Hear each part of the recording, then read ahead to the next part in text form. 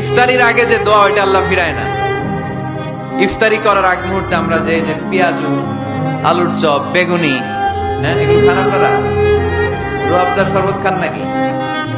এই যে সাজায় রাখা হয় ডিজাইন করে, এইগুলো রেখে যখন দোয়া করেন এই দোয়াটা আল্লাহ শুনে খুব।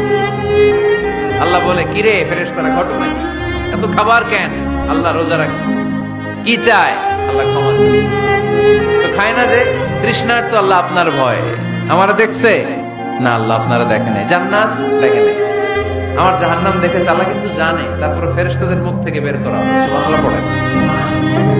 আমার জাহান্নাম দেখেছি কিনা বলো। ফেরেশতারা বলে না, জাহান্নাম দেখে নাই। আমার জান্নাত দেখেছে কিনা বলো। জান্নাতও দেখে নাই, কিছুই দেখে নাই, আপনারও দেখে নাই। আল্লাহ এবার খুশি হয়ে যাবে।